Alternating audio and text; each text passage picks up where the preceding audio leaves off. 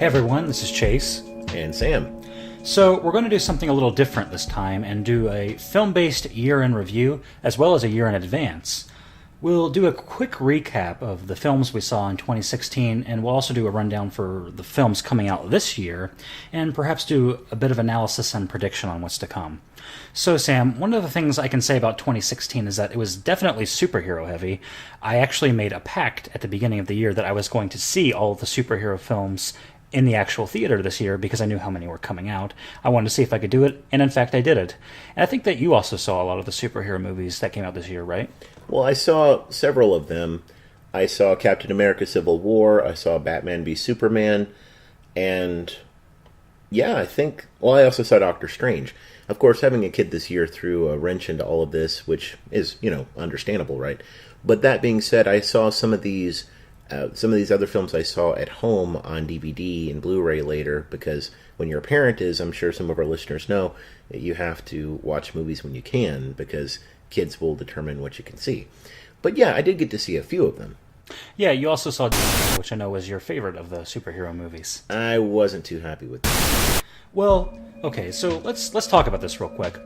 Out of the superhero movies you saw, which one would you say is probably your favorite? For me, it's a toss-up between Doctor Strange and Captain America Civil War, actually. I think the plotting of Civil War worked out pretty well. I thought that the character conflicts and the way that things had worked up through the character of Bucky from the earlier Captain America films, I think that in terms of the arc of Captain America, it made a lot of sense. And the arc of the Avengers, it made a lot of sense. And it was nice to see those two franchises, albeit under the same banner of Marvel, right? Being combined and put together at this place. To me, it was the juncture of both of the films series in a good way. It's between that and Doctor Strange, largely because Doctor Strange was the first 3D movie I saw, and I think it made great use of the special effects for the film. As opposed to Rogue One. As opposed to Rogue One, which was highly minimal in its application of 3D. In fact, they can slap the label of 3D on almost anything, and collect, $4 or $5 extra per ticket. Well, yeah, 3D is basically a marketing gimmick. Yeah, but what isn't a marketing gimmick these days? But yeah, so I think between the two of those, Captain America Civil War wins in terms of plotting and characterization. Doctor Strange wins because of its use of special effects. Although, I don't know if I would have liked the film as much if I had seen the 2D version. When I went back and watched Rogue One in 2D the second time, I thought, yeah, this is a pretty remarkable film for what it's doing. But then again, you're right. The whole marketing thing of 3D films kind of confused me for a little bit and complicated it. But when that's taken out of the way, I think I'd probably have to go with Captain America Civil War. Well, my favorite superhero movie of 2016 was definitely Batman v Superman. I'm just kidding, folks. Actually, well, I probably... That might be half right. Maybe, yeah. Actually, I probably agree with you that it's a toss-up between Captain America Civil War and Doctor Strange. Like I said earlier, I saw all of the movies. I even saw X-Men Apocalypse, which apparently X-Men Apocalypse earned a lot less than its bloated budget. But foreign profits will probably make up the difference in margin, which we'll probably touch on that in a little bit. But... So that's one of my parent films, by the way, one of the three. What I mean by parent films is I bought this on disc, but I haven't watched it yet because I'm looking for time to do this. That's one of the three films I'm looking forward to, so please don't spoil it for me. Well, no, I certainly won't spoil it. I'll just say that, in my opinion, when it comes to the best superhero movies, I would agree with you. Out of all the ones I've seen, it's probably a toss-up between Captain America Civil War and Doctor Strange. Mm-hmm. So you might have a different opinion after seeing the movie. I will say that compared to First Class and Days of Future Past, I think that X-Men Apocalypse felt like more of a... It felt like more of... It was very similar, actually, to like the cartoon show. It felt very cartoonish in a lot of ways. Which, I mean, Apocalypse is kind of a cartoonish character, so maybe that's kind of appropriate. But for me, I think between the two, I'd probably give the edge to Captain America Civil War over Doctor Strange. I really liked Doctor Strange, and I felt like the ending in particular was pretty clever. It's just, for me, I feel like Doctor Strange is going into this mold of superhero movies now, where it's just like this origin story is the first half of the movie, and then introduce the villain, and then the character fights the villain at the end. And it does kind of mess with that a little bit. And I like the sort of Inception style stuff. Actually, I've heard other reviews talking about the Inception style stuff being a detractment because they felt like it was more like pizzazz for the movie. I feel like the actual implementation of the environments and the fights was pretty well done. I like the fact that it wasn't just this crazy world, that they were actually using these as mechanics in battle, and they were effective mechanics. If I could throw out there, by the way, Star Wars, because Star Wars, with The Force Awakens, has become a superhero franchise. Rey is who she is in that film because she's a superhero. Because, oh, look, wait a second, now the Jedi are superheroes. And I will say this, if, as a sequel to The Force Awakens, that actually had some of the Inception-style work and fighting scenes from Doctor Strange, but now involving Jedi, that's the thought that was running through my mind when I was watching Doctor Strange. I thought, this is what the Yoda fight should have been in Episode 3, done very admirably and done very coherently. Instead of Yoda assaulting the Emperor and losing the battle, it's like, well, why couldn't they have had a lightsaber fight that looked a lot like this? The wizard duels in films, by the way, and lightsaber duels are practically the same thing, right? Because Jedi are supposed Jedi are basically space wizards. Yeah, who use laser swords, basically. They're wizards who can fight with swords. And that's, to me, the appeal of them is that they're genre-bending in that they're soldiers, but they're also somewhat mystical. And I think that Doctor Strange, it didn't win any points for me in terms of characterization. I liked Doctor Strange, of course. I will say that, actually, just to interject real quick, that was a part of Rogue One I actually really liked, is that it really kind of went back to that Empire Strikes Back-esque notion of the Force. You had this kind of mysticism attached to it, right? It's not like this sort of pronounced science that we saw in the prequels. Mm-hmm. When we have the character of the blind Jedi in the film, it really goes back to sort of that mystical aspect. The Force is with me, I'm with the Force, basically. And it's not really that sort of hard science that we saw in the prequels. And I kind of like how it showed that evolution of the Force and that sort of bridging moment between the prequels and the original trilogy, actually. And I thought that was well done in the film.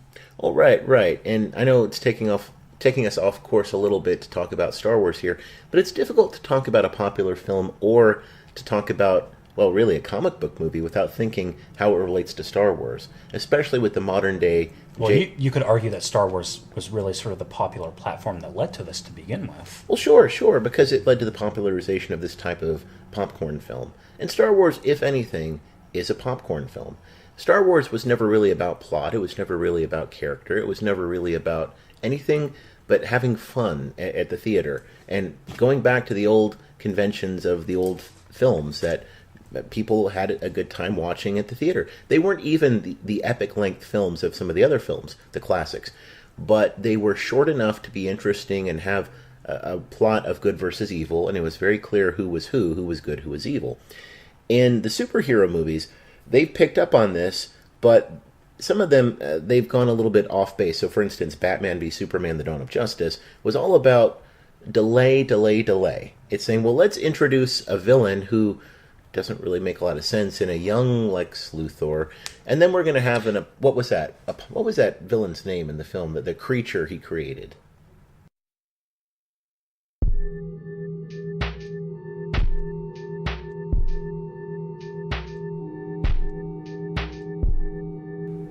Well, it kind of pains me to say this, but I think that part of the issue with me and DC in these films, I personally prefer DC Comics over Marvel, and that has a lot to do with the plot. But for me, with these movies, I feel like they're trying too hard to be anti-Marvel in a lot of ways. And what I mean by that is that they're trying to distinguish themselves from Marvel so much that I think it kind of hurts the product in a lot of ways. So you see in Batman v Superman this very somber and dark tone that a lot of people criticized. And I don't have a problem with a dark superhero movie, but there were some moments in this movie that were just kind of going a little too far. You had all of these like dark dream sequences where it's like literally a terrorist situation with Batman, a bag over his head, and then Superman comes down and he's like this terrorist leader and whatnot. And then you have all of the dark imagery and like Batman actually crushes a kitchen sink over Superman's head and whatnot. And it just felt like it was trying to be a little too edgy to me. And it seemed out of place also. It seemed like several movies crammed into one. It's the quintessential movie made by committee, in which said, well, we need this, we need this, we need this, we need the kitchen sink, and they got the kitchen sink. Well, they threw in everything in the kitchen sink.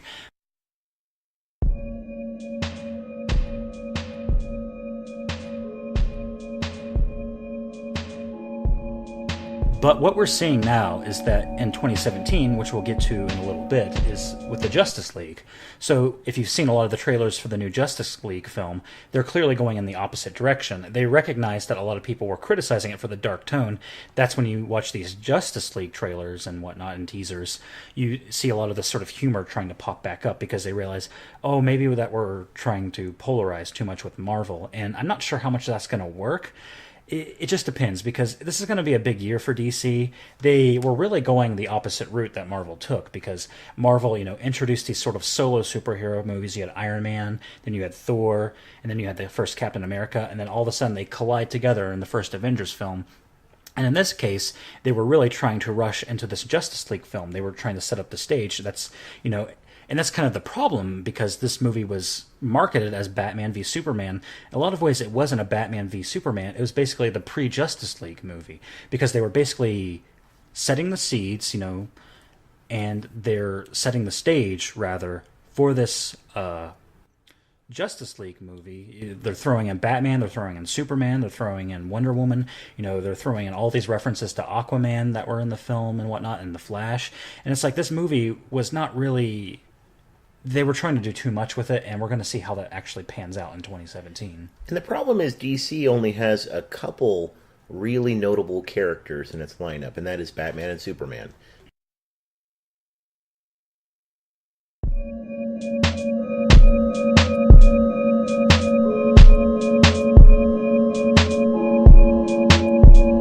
What about Black Panther? What about Spider-Man? Why don't they get those franchise films? If they're going to reboot Spider-Man, we'll reboot the film and then bring the character with the same actor in there. Which we'll discuss later. Right. But that's done after the fact. Mm-hmm. It's like they should have rebooted the film first and then included Spider-Man. Black Panther should have had his own movie first and then brought him into the film.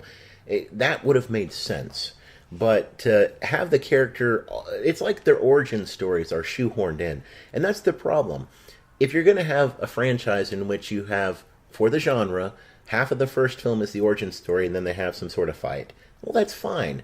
But don't also have the sort of thing where you have a smash-up movie where everyone gets thrown together and you have to have a character origin story for a minor character. And people say, well, who's that? Why are they important? I don't get it. And that was one of my critiques for the Avengers films. It's like, you've got so many casts of minor hero characters here. It's like there's this guy who's flying in on wings. There's this guy who's... Who are all these people? I don't get it. I mean, it's like, yeah, I think they had a minor role in this other superhero film. It's like... I'm so confused. I don't know who's who. I'd like to see these characters show up in very meaningful contexts. And this might be a place where I could say, it'd be nice to have more of the Netflix folks. And by that, I mean Daredevil. By that, I mean Jessica Jones. By that, I mean Nick Cage. Bring them into the franchise in the films also. Give them a role. Give them a cameo or something in the features.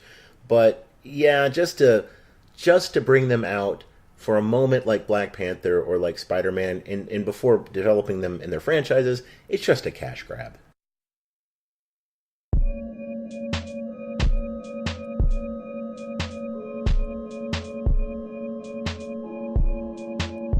A movie I didn't see, but a movie you saw that was a sequel, which was Independence Day: Resurgence. That's right, I did see that one. What are your thoughts on that? Okay, far be it from me to be nostalgic or share a memory from my younger days. I'd never do that in a podcast.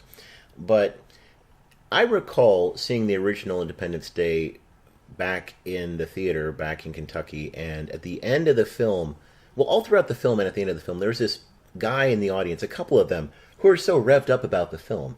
I mean, these films are like the Donald Trump movement of sci-fi, if that makes any sense.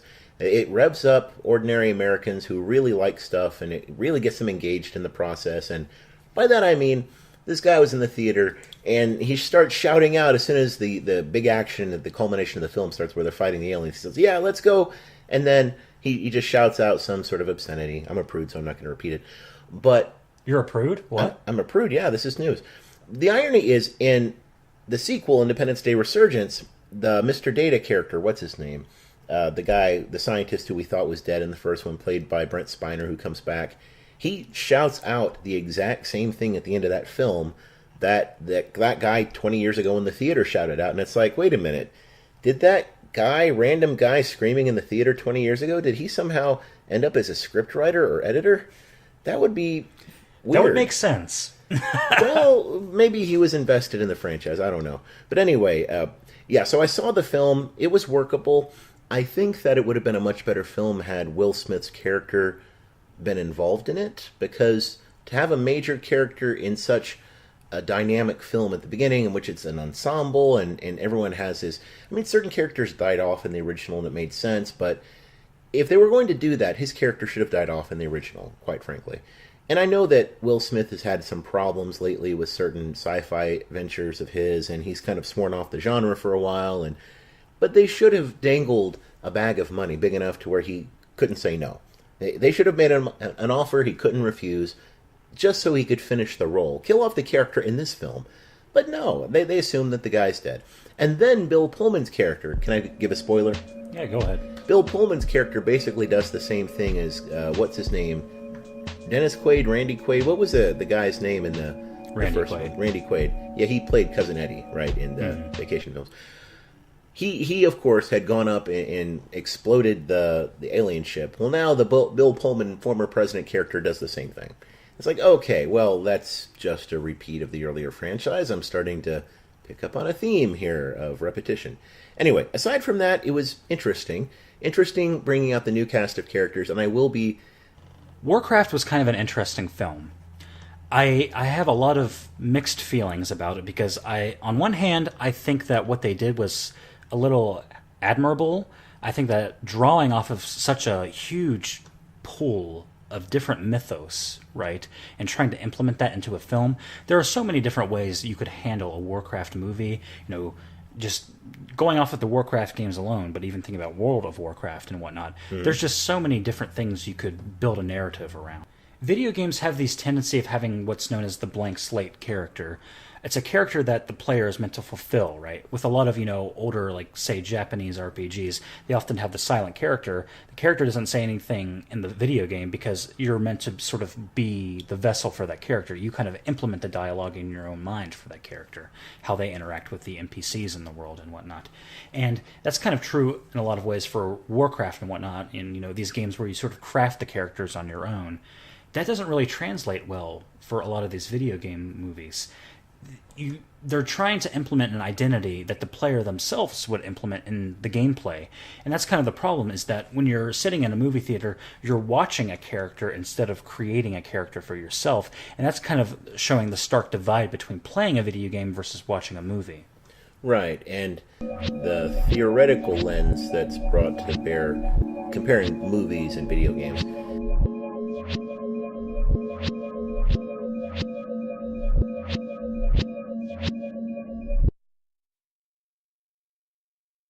We're taught that films provide a space for us through this idea, and the technical term is suture. It's like medical stitching, right? Right. It's a reverse shot montage in which a character looks at the main character.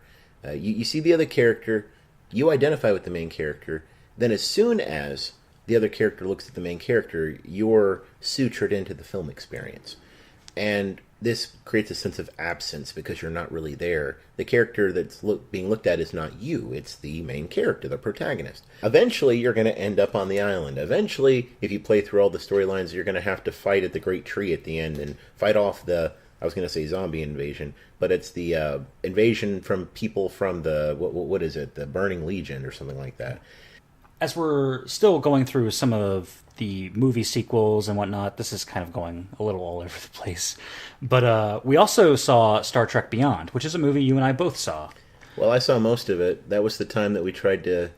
Well, anyway, my That's wife true. and I tried to get my son to see it, and he's not old enough to sit through a whole movie yet. So anyway, So this notion of Star Trek being closer to the ideal situation of the original series, the cast, the crew, the plot, the general premise, Instead of the nonsense that was included in the JJ verse, the first two films, 2009 Star Trek, I really liked Star Trek 2009 in terms of its origin story. I was okay with that.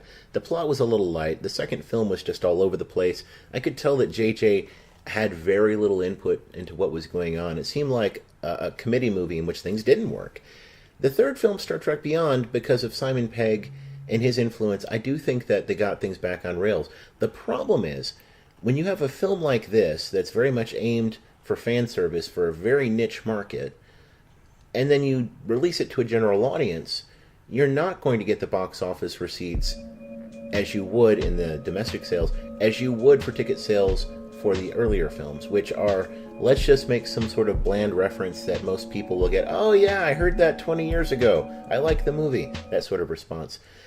But although Star Trek Beyond had a lot of references too, I think that a lot of those references would be a little more arcane, though. Well, they were beneath the surface, and if you were a fan, you would get those. Like talking about the giant hand in space and whatnot. And... Right. If you're watching Star Trek just casually, you may not even get the reference.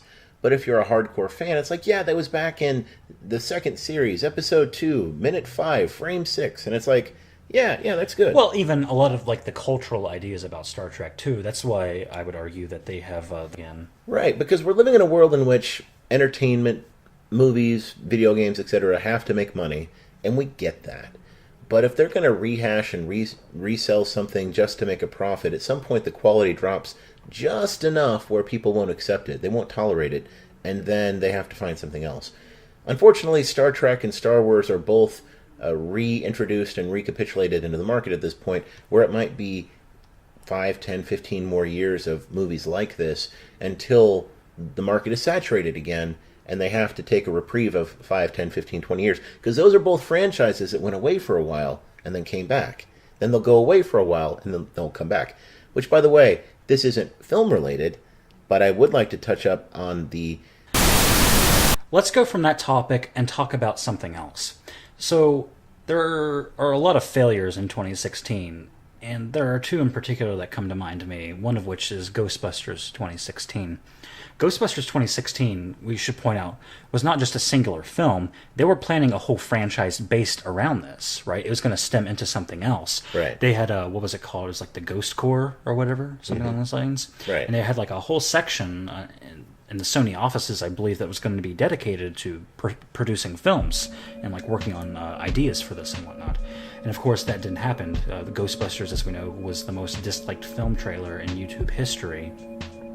Although we'll have to see, the Emoji Movie might overtake that at some point. Oh no, LOL. So the returns were pretty bad for the movie. It was a summer tentpole. It was a summer tentpole kind of movie, and it was so established. Sony ended up taking about a $70 million loss on the venture. And what do you think, Sam, what do you think about this? I know it's hard to put this into words, but it was a colossal failure for many reasons, and what are they gonna do about this? This is another one of those films that I haven't seen yet, so I can't speak to much of the issue, but I will say this, I have seen films, me and my wife have seen films that we really liked that tanked at the box office. Case in point, we liked The Lone Ranger, the Johnny Depp version. It was okay, it was fun. It didn't do very well. We liked John Carter. It didn't do very well. Especially John Carter had this idea of twisting around the genre of the superhero film with a bit of a Western beat. I thought, great, Firefly, Briscoe County Jr. It wasn't any of those things, but it was a little fun, but it tanked. So that said, I can see why people could get attached to a film like this, especially if they identify with the heroines of the story. But that said, I do think that the film has its problems critically, but also with its attachments to the fan base.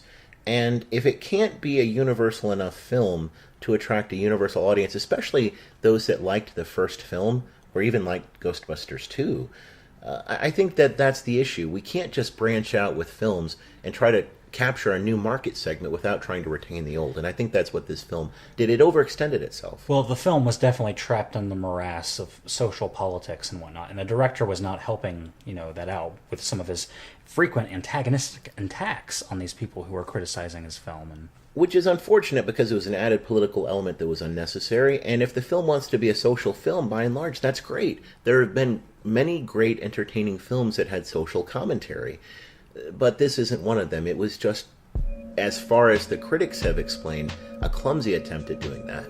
And again, I can't speak to that too much because I haven't seen the film yet, but I really would like to give it an honest appraisal just so that I can say that I've seen it. Well, we might have to dedicate an episode to that at some point. We might have to. But that was not really the biggest bomb of the year. In fact, the biggest bomb of the year was a movie you saw. Wait, don't say Ben-Hur.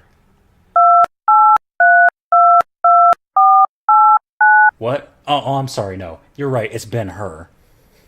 So, they decided to remake a classic movie and throw it in with a bunch of nobodies, except for Morgan Freeman. And, yeah, they decided to have a CGI chariot race, probably for reasons related to the original film, if you know about that. Well, Cecil B. DeMille's original Ben-Hur film, people actually died, apparently, in the filming of the chariot scene. The movie was $100 million in budget, and it barely drew less than $15 million. To point out how big of a loss that is, the original Ben-Hur, this remake will not even earn half of the box office money that the original earned. Do you mean domestically or altogether? Altogether. Wow. Which is kind of an interesting statistic when you think about it in terms of like inflation and whatnot. Mm-hmm. But you saw the movie. What did you think of it? The problem I had with Ben-Hur, I liked the film again, and I liked the original. I liked the original a lot better, but here's why. There was an extra subplot in the original about how Judah Ben-Hur, when he got shipwrecked, when the ship was destroyed, he actually had to save the life of the Roman centurion. He brought him to shore. The centurion basically adopted the guy, and then he had a relationship by which he had his identity restored, and then he got involved in the chariot racing, yada, yada, yada. There was none of that in this new version. He was just shipwrecked, and he was found by the Morgan Freeman character who restored him, yada, yada, yada. It was too close to the Gladiator approach, by the way, in which Russell Crowe's character was basically put into the gladiatorial arena. It's just now we have this character who's thrown into the racing circuit, and that's the issue. It's like Gladiator was a good version of the original Ben-Hur, but the new Ben-Hur was just a poor imitation of the film Gladiator. And it could have been a lot better, but I understand why audiences avoided this film. We've seen it before. Even the pod racing scene in Phantom Menace, Star Wars Phantom Menace, was better than this. That said, the other thing about this film that kind of makes it a little different from the original is the happy ending. And I do think that from a moral perspective, yeah, it's nice to see forgiveness in the two characters at the end who were brothers, who had this bond and affinity as brothers. They were raised together, and have that reunion. But Hollywood, the Hollywoodization of films oftentimes takes things in the wrong direction.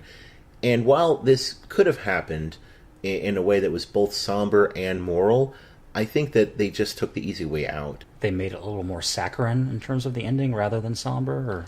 Not necessarily. What I mean is the brother character who loses part of his leg at the end, that character probably should have died at the end from the injury. But that didn't mean they couldn't reconcile. They could have reconciled and the character could have died. That would have made it bittersweet. And it would have been less of a Hollywoodization, like, as I was going to say in the Scarlet Letter, the Demi Moore version, it's a happy ending. How do you make Scarlet Letter a happy ending? If you've read the novel, the novella, which I'm sure you have, yes, it's not a saccharine ending. It's a pretty wrenching, heart-wrenching ending. So, again, we have adaptations of other films, adaptations of novels, adaptations of video games, and we have targeted markets and targeted audiences. In some of these cases, it just doesn't work. It just doesn't fly. And that's unfortunate because Ben-Hur had the greatest potential basically as a biblical epic in the great lineage of biblical epics like the Ten Commandments and other films. It could have succeeded, but it didn't. Yeah, this probably will quash any hope for the Bible cinematic universe at this point.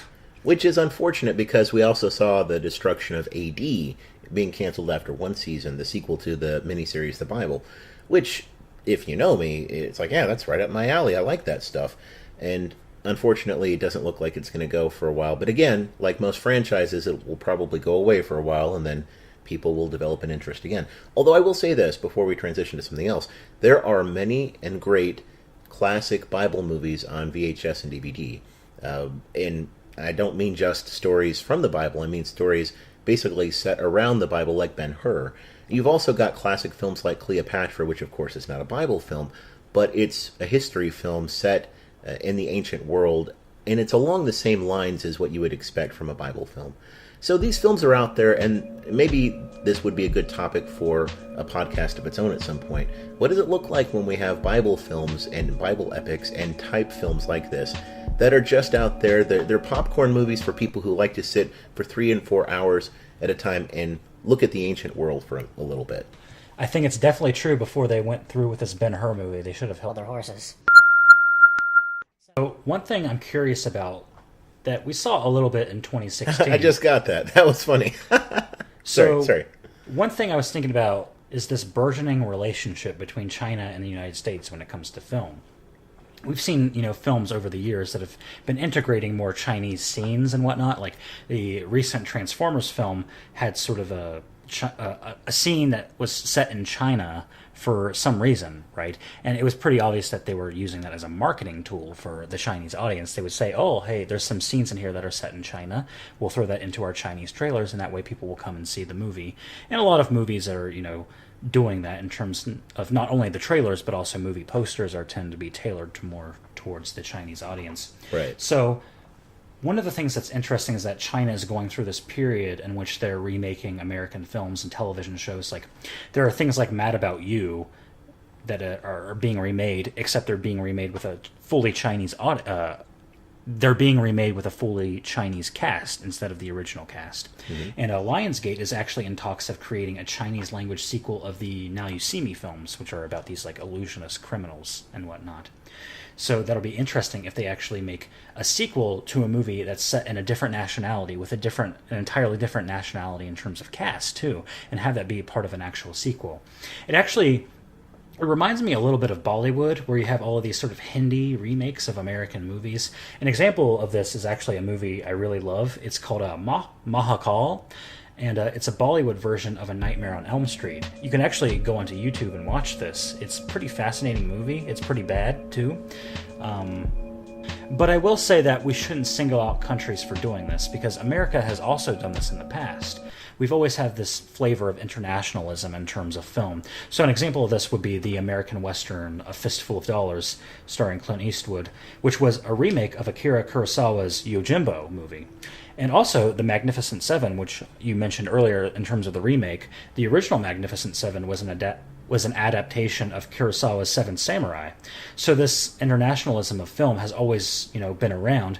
There's always been this notion of Japan and the United States, for example. You had things like King Kong versus Godzilla, which was like the ultimate example of internationalism. This highly American property in King Kong being merged with this highly popular property in Japan being Godzilla, and having them come together in that way. And a lot of American actors actually starred in Godzilla movies, like Nick Adams, for instance, not the Nick Adams from Ernest Hemingway's stories.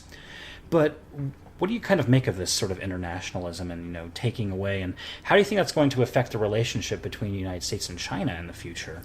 Well, I like the illustration, by the way, of Star Wars, because Star Wars picked up a lot of the Akira Kurosawa, the Hidden Fortress, Yojimbo, and some of the Hidden Fortress, like you said. And then you've got the crossover, get this, to video games, in which Final Fantasy IV, or Final Fantasy II for the Super NES, was essentially a retelling of the Darth Vader story and the character of Cecil and Golbez, and the Emperor and all that sort of stuff. So you've got an American franchise, Star Wars, that is drawing from Japanese lore. Then you've got a Japanese video game that is drawing from the Americanization of that lore. And then you've got, it just goes on and on. So it's okay to say that we have franchises that even in the past are mingling different franchises and working as adaptations. But these are workable because each is constrained to what the platform can do. Now, looking forward, however, we have to be aware that this is probably something that's going to keep going on as new emerging markets happen to arrive on the scene. I wouldn't be surprised if we start including characters and settings from India in films as well, as India and Pakistan might become more film-centric about American films as well. So any time that a market begins to emerge on the global scale, we should start to see cinema and video games acknowledging that through characterization and localization efforts. But that also means that we're going to see other versions of American entertainments re-localized for other markets. So that basically concludes our 2016 discussion.